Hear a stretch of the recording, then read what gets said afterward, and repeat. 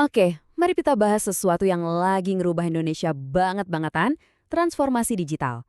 Ini tuh sebuah revolusi yang kesannya menjanjikan banyak hal, tapi di baliknya juga ada bahaya yang ngumpat. Dari panggung politik sampai ke kehidupan pribadi kita, teknologi digital ini benar-benar kayak pedang bermata dua. Kita mulai dari kutipan ini deh. Kenapa? Soalnya ini nunjukin sisi positif dari dunia digital Indonesia.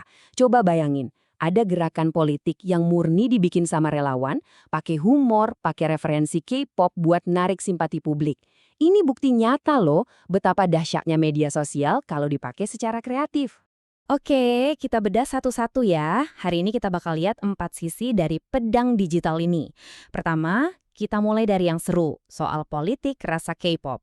Terus kita geser ke sisi gelapnya, gimana kondisi pers kita sekarang. Habis itu kita masuk ke jebakan pinjol yang ngancem kita semua. Dan yang paling penting, di akhir kita bakal bahas gimana caranya kita bisa ngelawan balik. Oke, babak pertama, permainan politik K-pop. Di tengah panasnya pemilu 2024 kemarin, ada kejadian yang unik banget di dunia maya. Muncul sebuah gerakan politik yang bukan dari kantor partai, tapi murni dari para relawan. Dan mereka ini berhasil mengubah total cara main kampanye di Indonesia. Nah, apa sih Anies Bubble ini? Gini, yang perlu dicatat adalah ini bukan tim kampanye resmi. Ini murni gerakan dari bawah. Sebuah fenomena komunikasi digital yang benar-benar ngebalikin model kampanye konvensional yang biasanya kan dari atas ke bawah. Dan strateginya itu pinter banget. Mereka tuh nggak cuma sebar-sebar info, tapi mereka bungkus isunya biar nyambung sama anak muda. Dengan nyampurin budaya pop sama pesan politik, mereka sukses bikin citra kandidat yang rasanya tuh deket, gampang dijangkau, dan yang paling keren, mereka ngebangun komunitas digital yang beneran aktif dan terlibat.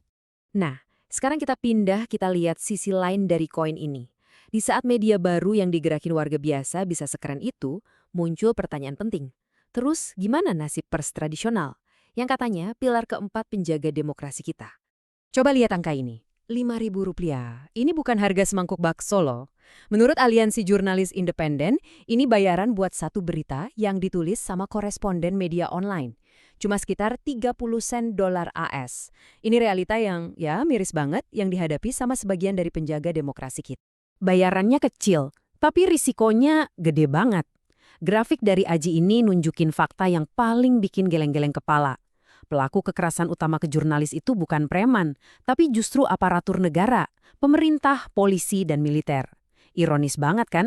Mereka yang harusnya ngelindungin malah jadi ancaman terbesar. Tekanannya pun gak cuma fisik. Ada juga senjata hukum yang bisa dipakai buat mengkriminalisasi kerja jurnalis.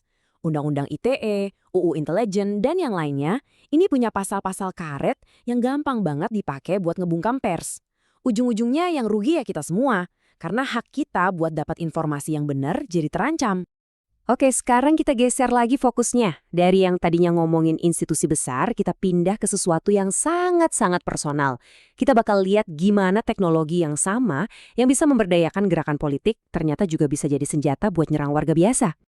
Yap, selamat datang di dunia kelam pinjol alias pinjaman online ilegal.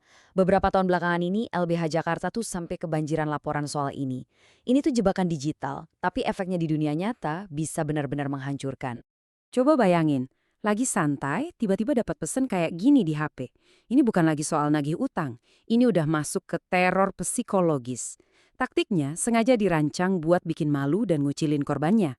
Dan nggak lama, terornya naik level, jadi ancaman langsung. Rasa takut yang diciptain sama pesan-pesan kayak gini tuh bisa bikin lumpuh. Ini udah jelas bentuk intimidasi yang ngelanggar privasi dan rasa aman kita. Dan biar kita semua jelas ya, ini tuh bukan sekedar cara bisnis yang jelek. Ini kejahatan. Hukum kita, baik itu KUHP maupun UU ITE, udah jelas banget ngelarang pemerasan dan ancaman kayak gini. Hukumannya pun berat. Pertanyaannya, kenapa prakteknya masih marak banget? Di tengah semua ini, apa korban cuma bisa pasrah? Tentu aja enggak.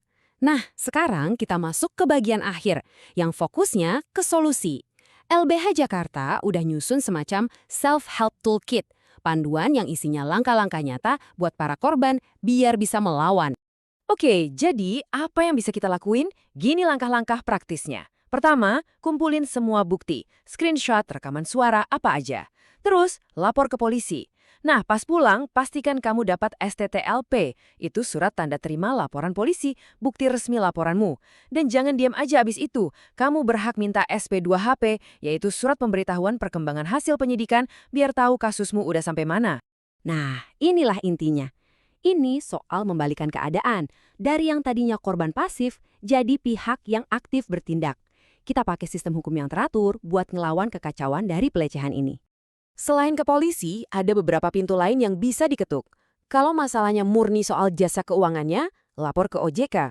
Kalau pelecehannya udah ada unsur kekerasan berbasis gender, ada Komnas Perempuan. Buat urusan penyalahgunaan sistem digitalnya, ada Kominfo. Dan kalau kamu ngerasa laporanmu dicuekin sama lembaga-lembaga tadi, ada Ombudsman sebagai wasitnya. Kita tutup pembahasan kali ini dengan satu pertanyaan besar buat kita renungkan. Revolusi digital ini emang ngasih kita kekuatan buat berinovasi dan bersuara. Tapi di sisi lain, juga bikin kita jadi rentan. Nyari keseimbangan antara kekuatan dan perlindungan di era digital ini bukan cuma tugas pemerintah, tapi tantangan buat kita semua. Terima kasih sudah menyimak.